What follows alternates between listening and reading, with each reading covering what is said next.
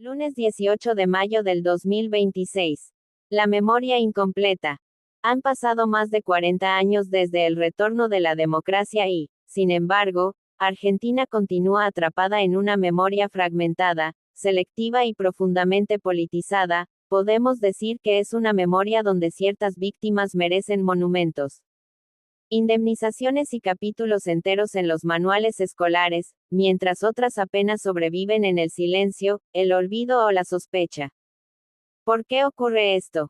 ¿Por qué durante décadas casi no se habló de las víctimas provocadas por las organizaciones armadas de los años 70? ¿Por qué los asesinados por bombas, secuestros y atentados quedaron relegados a una nota al pie de la historia nacional? ¿Por qué los soldados, policías, conscriptos y miembros de las fuerzas de seguridad que combatieron aquella violencia fueron condenados al desprecio público, al abandono institucional o directamente al olvido? La pregunta es inevitable. ¿Quién decidió qué muertos merecían memoria y cuáles debían desaparecer también del relato histórico? Durante años se instaló una narrativa única, rígida e incuestionable, una visión donde toda la violencia parecía haber comenzado exclusivamente desde el Estado, como si antes no hubieran existido atentados, ejecuciones, secuestros, ataques a cuarteles, bombas en espacios públicos y asesinatos políticos perpetrados por organizaciones revolucionarias armadas como Montoneros o ERP. ¿Por qué en las escuelas argentinas se permitió durante tantos años que determinados organismos de derechos humanos relataran solamente una parte de la historia? ¿Por qué generaciones enteras crecieron estudiando apenas un fragmento del conflicto de los años 70? ¿Quién resolvió que los alumnos debían conocer únicamente una de las violencias y no el cuadro completo de una Argentina desgarrada por enfrentamientos políticos, terrorismo y represión? Surge entonces otra pregunta. ¿Por qué ningún gobierno incorporó seriamente en la currícula educativa un estudio completo, documentado y equilibrado de los últimos 70 años de la historia argentina? ¿Cómo puede construirse una sociedad madura si se educa a los jóvenes sobre relatos parciales? ¿Cómo puede hablarse de memoria cuando se excluyen deliberadamente partes enteras de ella? Tampoco puede evitarse otro interrogante que atraviesa desde hace décadas el debate público argentino. ¿Por qué distintos gobiernos sostuvieron como verdad indiscutible la cifra de 30.000 desaparecidos cuando incluso diversas investigaciones, documentos y registros judiciales han mostrado controversias y discusiones sobre esa cantidad? ¿Por qué la sola pregunta sobre las cifras reales suele provocar condenas automáticas, censura o estigmatización? ¿Desde cuándo discutir datos históricos equivale a negar el dolor humano? Porque una democracia sólida debería poder investigar, debatir y revisar incluso sus relatos más sensibles sin convertir cada pregunta en un tabú político.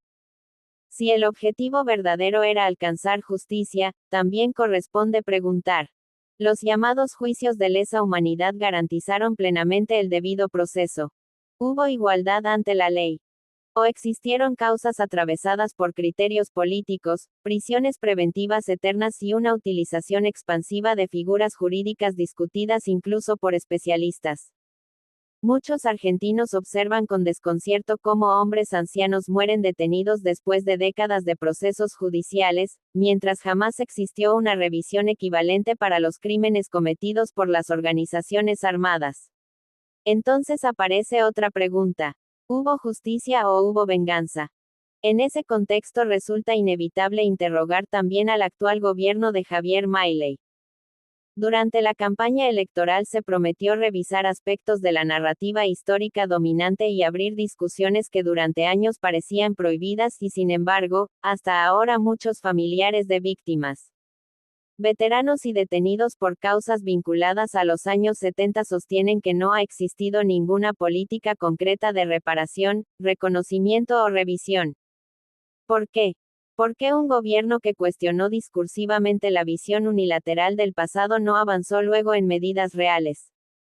Temor al costo político, presión internacional, condicionamientos internos, o simple cálculo electoral. Argentina parece haber construido una memoria donde preguntar incomoda más que responder. Pero una nación que no se anima a revisar honestamente su historia queda condenada a repetir sus fracturas. Tal vez haya llegado el momento de aceptar algo elemental.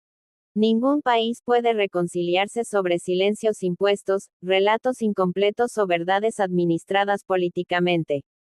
Nuestras víctimas existen aunque no entren en el relato oficial. La historia no debería escribirse desde el miedo.